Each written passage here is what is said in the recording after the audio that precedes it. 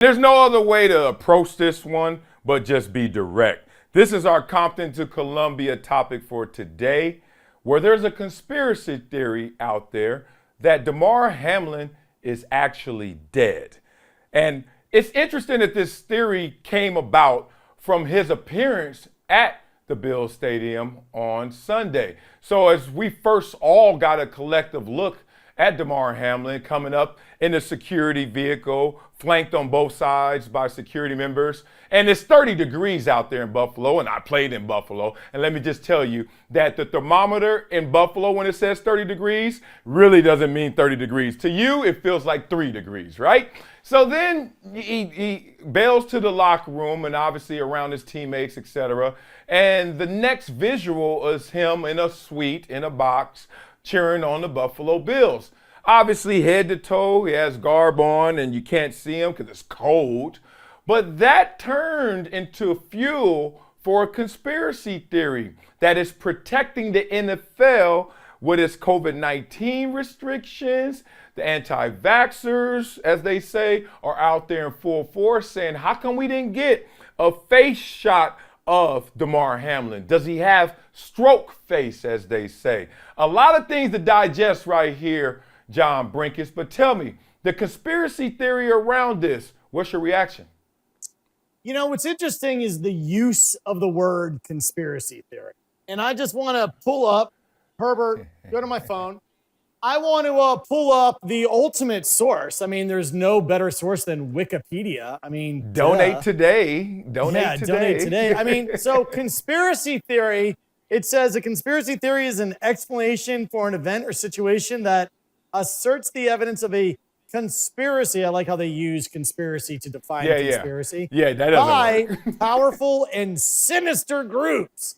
Listen, here's the part that this is why Wikipedia is kind of a sorry resource. Sinister? Like, hold on a second.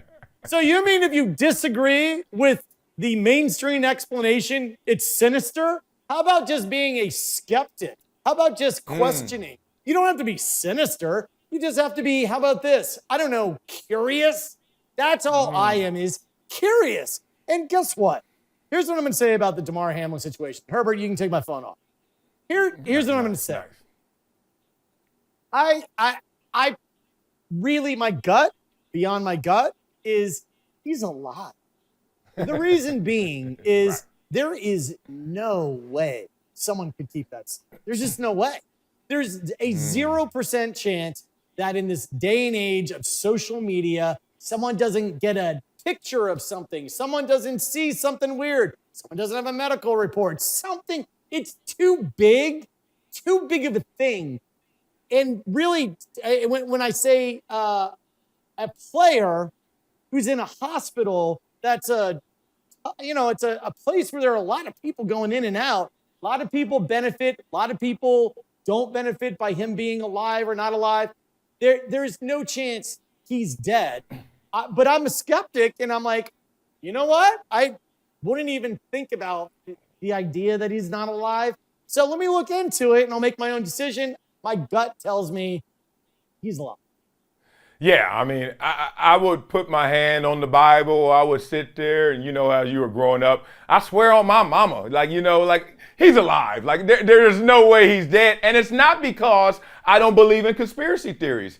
It's because conspiracy means it has to be constructed. And this situation was not constructed. This dude got up like a normal tackle in his mind. Okay, where's the huddle? Wait a minute. And flatlines on a football field. And they're scrambling to put all this together. That's not constructed, right? You go to a public facility, a hospital, where people not only are all around just looking, different patients, being nosy, whatever it may be, you're just obviously observing who comes in and out.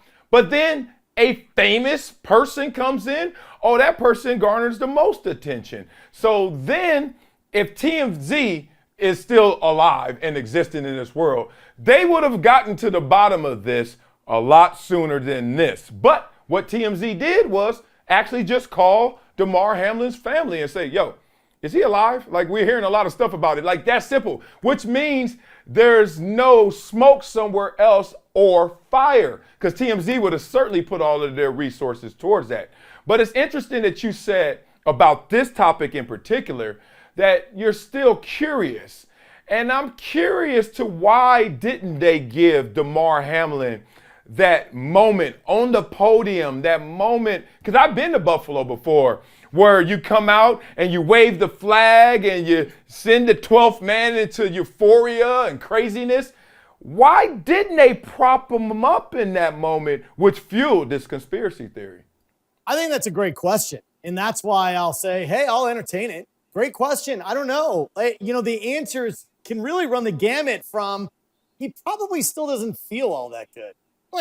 He probably is like, I don't feel good. All the way to, well, his face is droopy and we don't want to freak people out. So let's do that. 2, let's not forget, we talked earlier in the show that some kid in social media posted something on the Cowboys account and Jerry Jones probably didn't notice. Listen, Hamlin, everybody loves and is rooting for Hamlin. The unfortunate truth is, everyone's like, what do we do? What do we do? He's on the field. Everyone's panicking. Then he goes to the hospital and he's like this. He goes, and everyone goes, oh, thank God. Oh, my God. All right, game on, guys. Game on. And they're on to the next thing. So it more than likely is just sloppy. They didn't really think it through. They just didn't. They were on to the next thing is probably the explanation. Yeah, it's interesting. You're really bringing up the construction a lot of times of an organization or something like this, like a conglomerate. It's interesting you're bringing that up because cream rises to the top. And typically the smartest people are at the executive level.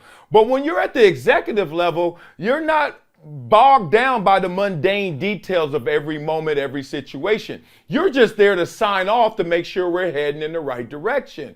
So when something like this occurs and you're like, Damar Hamlin's coming, and the owner's like, all right, cool. I know someone is handling this properly, perfectly. But then the owner's like, all right, that was cool. We saw him. We got to see him in the locker room. Guys were posting pictures with him, etc. How does this snowball into anything else other than he just came to inspire us and be around his teammates? Because you're not diving into those details of what's his itinerary. Is he going to do the flag thing? No, you're going to your suite with the wife and kids, just chilling back, watching the game. So yeah, it kind of leads me to conspiracy theories. You can easily shoot them down, and then sometimes they shoot back. Give me a conspiracy theory that actually was a good one, or it wasn't a conspiracy theory. It was actually the damn truth. Oh, dude, we do not. This is a whole other series. Because let me just tell you. Listen, give me one, itty bitty one. I'll give you lots. Here's all I will say. If you are in, let me get on my conspiracy theory soapbox on. Listen, conspiracy theory is the wrong word for a conspiracy theory. It's just how about this? I don't know the truth. I'm skeptical that what I'm being told is true. I think there's like a shade of truth in it. It's probably not 100%. So asking questions, posing other explanations isn't a conspiracy theory. It's just the search for truth. All right, here's a great example for you. The Iwo Jima Memorial. Herbert, go to my phone. What we have is, this is one of the most famous memorials in the world, the Iwo Jima Memorial. It's right up. It's actually on the Virginia side of the Potomac River. But anyway, the Iwo Jima Memorial, you have, this is a perfectly staged photo. People looked at this back in the day in the 40s and they go, oh, that was not staged. But then other people were like, oh, I think it is staged. Now, the people who are saying it's staged, are they conspiracy theorists because they were told it was not staged? As it turns out, it was staged. Is that a conspiracy theory? I'm saying, listen, you were given a photo, you were told it was real. Someone who says, I bet that didn't really happen that way. I bet it looks a little too perfect to me. Is that a conspiracy theorist, or is that someone just going, it looks a little too perfect? That's one lens, is to say, look, I'm not a conspiracy theorist just because I'm questioning something. The other side of it is also this, Marcellus, and I want you to put this lens on. If you are trying something in court, right? My job as the defense is not to tell you what happened. It's to tell you what didn't happen. If a man in a hat left a house and a man in the hat shot somebody, as the defense, all I have to prove is my guy who left the house with the hat on isn't the same guy who pulled the trigger. When people say, well, then who pulled it? I don't know. It's just not my guy. So the conspiracy theory world where people say, oh, wait, you don't believe what the government is telling you or what someone is saying? In general, I'm like, no, I don't. That doesn't mean I'm a conspiracy theorist. It just means I bet the guy that left the house with the hat isn't the same guy that pulled the trigger. I don't know who really did. That's not my job. I can feel your intellectual curiosity at play as you wrestle and tug of war with the word doubt and reasonable doubt in court and reason when you're walking around accepting information. And that's the hardest thing to quantify. What is the threshold of what's reasonable? What is reason? So if someone walked up to me right now and they said, Marcellus, you're tall, everyone would say, yeah, that looks objectively true. And even if I'm like around a bunch of basketball players, NBA guys, where all of a sudden that's not the same, it's a relative experience, they would say, within reason, he's tall.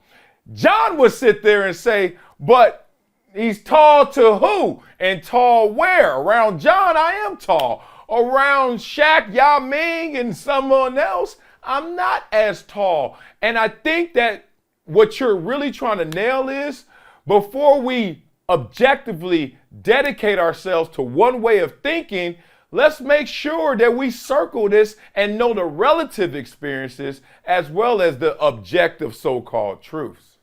Remember, my major in college was rhetoric communication studies, the theory of the argument, the ethos, the pathos, the logos. Like, what are you trying to convince someone of? I want everyone to hear this. The answer is not what is important. The question is what is important. Because if you ask the right question, then you can get to an answer. Is Marcellus Wiley tall? Well, is that the right question? Because the answer could be yes or no. I need a better question than is he tall? Relative to the general population, is Marcellus Wiley tall? Then the answer is yes. Relative to the average height of an NBA player, the answer is not really. So the question is more important than the answer. So in this question of Damar Hamlin being alive or dead, then I think you answer that, yes, he's alive. But there's still a conspiracy theory that is all around snowballing that he's not alive. So we've asked the right question, but it doesn't seem like that has all of a sudden gotten rid of the conspiracy about that. Reconcile those two things, John. Take me back to UVA. We asked the right question, but damn it, they don't want to accept the answer. Well, here's what I would say about asking the right question. The objective just flat out easy. Is he alive? How are we defining alive? Well, we're defining alive by he's got a heartbeat, he's got brain activity, he's ambulating all on his own. Like, that's what we mean. However, the question, is he alive, doesn't specify that. So in the theoretical world about saying, is he alive, is it possible that there was a body double, he actually is alive, he doesn't have brain activity, he's on a respirator, and there's a body double? I think highly unlikely. But if we really want to be specific and really want to get to the right answer, the question should be, is Hamlin alive, and did he show up at the game, and was that Hamlin? I still say yes. I say yes. That's the end. Now, the conspiracy theorists are going down the rabbit holes that I'm going down by parsing it out, and they're saying, well, maybe it was a body double. Well, maybe it was something. That's why it perpetuates itself, is because the question wasn't specific enough. Well, there wasn't even a question posed. Like, we just saw them, and all of a sudden people start questioning what they were seeing, right? Which is interesting because I love what the goal of a conspiracy theory is. It's to beat up the so-called truth. Whatever everyone is sitting there saying, yes, yes, yes, someone has to come with a counterpunch just to make sure, does this land? Or if it doesn't land, then that is the truth. We're doing that on this show in terms of platform. People give us headlines, people do things, and we don't just take them at face value. We unpack them. So the spirit of every conspiracy theory, I actually salute. However, it still feels like there are times where you're like, no conspiracy theory needed. And I don't know why I feel that way, but do you feel that way? Sometimes you hear something and honestly, you don't feel like intellectually pursuing it because it really doesn't matter. You know, it's like, I don't know. I don't want to put that much time, energy, effort to figure out whether or not it's 50% right or 100. It just doesn't matter either way. In the Hamlin situation, my honest opinion is there's just listen, no matter how far you dig on this one, he's alive. He's alive. Period. I'm just kind of moving on because listen, it doesn't matter if he's alive or not. I mean, sure, but right now, I think it's so unlikely that he's not alive. I don't want to spend any intellectual space on it. Is there a 0.0000001% chance that he's not alive? I mean, I'm always willing to keep the door open, but I so highly doubt it. I just don't allocate any resources. Oh man, you sound like me. The married man I am now. Oh my God, John. Some arguments just not worth having, baby. I'm like she said something. I'm like, all right, honey. Yes, I am not wasting this RAM space I have on that 0.001% chance I have of actually winning this argument. So I stay defeated with my white flag. That is actually, as John says, staged with that white flag, not actually the real deal.